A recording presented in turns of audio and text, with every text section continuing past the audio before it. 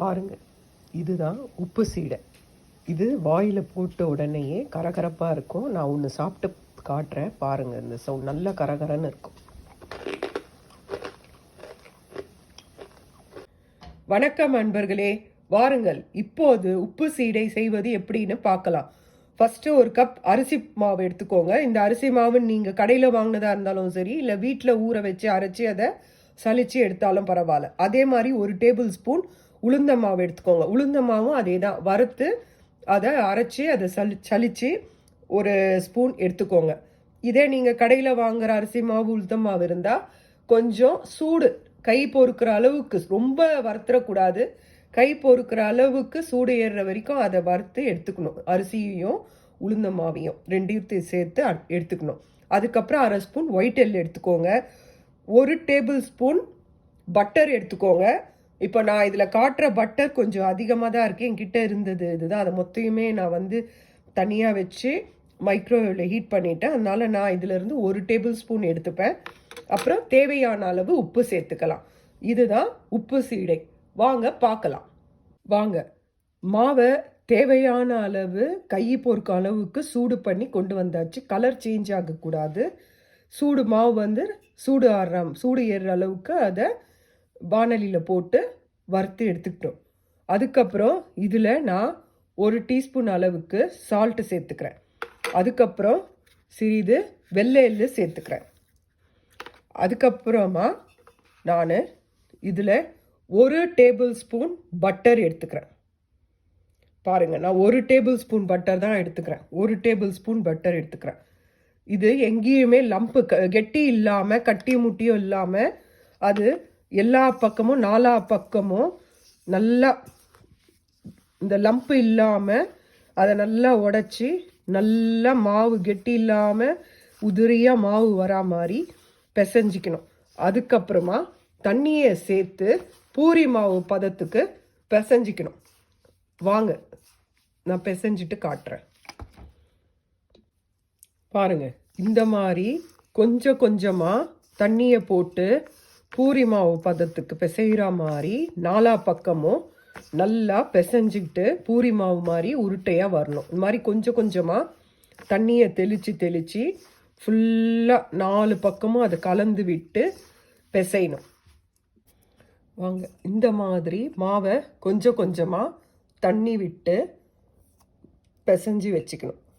பிசைஞ்ச மாவை கொஞ்சம் எடுத்து இங்கே பாருங்கள், சின்ன சின்ன உருண்டையாக இந்த மாதிரி 2 கையையும் வச்சு சின்ன சின்ன உருண்டையாக தட்டி ஒரு பேப்பரில் இந்த மாதிரி போட்டு வைங்க. அதில் இருக்கிற ஈரப்பதம் போனோன்னு நீங்கள் எண்ணெயில் போட்டு பொரிக்கலாம். இங்கே பாருங்கள், அந்த விரிசல் இல்லாமல் வருது பாருங்கள். இந்த மாதிரி தான் வரணும். பாருங்கள், இந்த மாதிரி விரிசல் இல்லாமல் வருது பாருங்கள்.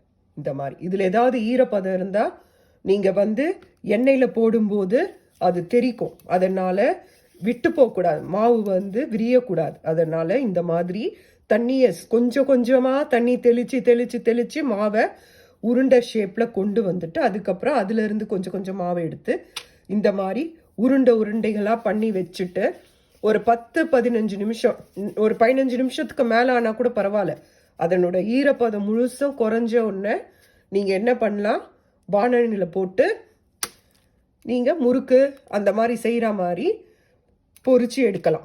வாங்க பார்க்கலாம். வாங்க, இதுதான் வெள்ளை சீடைய மாவை உருட்டி வச்ச உருண்டை. இது ஒரு 10 நிமிஷம் கழித்து இதில் இருக்க ஈரப்பதம் குறைஞ்ச உடனே நீங்கள் ஆயிலில் போட்டு பொரிச்சு எடுக்கலாம்.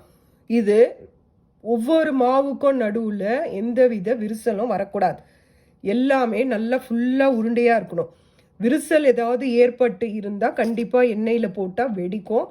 அதனால் தயவு செஞ்சு மாவை பட்டரை நல்லா முதல்ல போட்டு அதை நல்லா பிசைஞ்சிட்டு, எந்த இடத்துலையும் லம்பு இல்லாமல் நல்லா பிசைஞ்சிட்டு, அதுக்கடுத்து கொஞ்சம் கொஞ்சமாக தண்ணி தெளித்து பிசைஞ்சி இந்த மாதிரி உருண்டை பண்ணணும். எந்த உருண்டையிலையும் அந்த விரிசல் வரக்கூடாது. இதை பார்த்து பண்ணணும். வாங்க பொரிக்கலாம். பாருங்கள், எண்ணெய் நல்லா காஞ்சிருச்சு. இந்த காஞ்ச எண்ணெயில் உருட்டி வச்ச சீடையை கொஞ்சம் கொஞ்சமாக போடுங்க. போட்ட பிறகு அதில் ஈரம் இருக்கக்கூடாது. ஈரம் இருந்ததுன்னா தெளிக்கும். அதனால் தயவு செஞ்சு முகத்தை தள்ளி வச்சுக்கோங்க. இல்லை போட்ட பிறகு தட்டை போட்டு மூடிட்டு கொஞ்சம் நேரம் கழித்து எடுங்க. ஈரம் இல்லாமல் போட்டிங்கன்னா பயப்பட வேண்டாம். ஈரம் இருந்ததுன்னா தான் நீங்கள் பயப்படணும். உங்களுக்கு நான் திருப்பி போட்ட பிறகு காட்டுறேன். ஒரு கப்பு மாவு இருக்கிற எல்லாமே போட்டுட்டேன். இதுதான் எப்படி இருக்கு பாருங்கள். அதனால் இது பொறுமையாக நல்லா செவந்த உடனே எடுங்க. எப்போவுமே சீடை செய்யும் போது மட்டும் ரொம்ப கேர்ஃபுல்லாக செய்யணும். அந்த பட்டரோட ஈரப்பதம் இருந்ததுன்னா வெடிக்கும். சரிங்களா? இந்த மாதிரி தான். இதே மாதிரி எண்ணெயில் போட்டோன்னே கொஞ்ச நேரம் கழித்து கரண்டி போட்டு திருப்புங்க. உடனடியாக போடாதீங்க. இந்த மாதிரி நல்லா பொரிஞ்சு 2 பக்கமும் நல்லா செவந்து வந்தோடனே எண்ணெயிலேருந்து பிரித்து எடுத்துருங்க. இங்கே பாருங்கள், 4 பக்கமும் நல்லா சிவந்த உடனே எண்ணெயிலேருந்து படித்து எடுத்துடணும். இதுதான் உப்பு சீடை.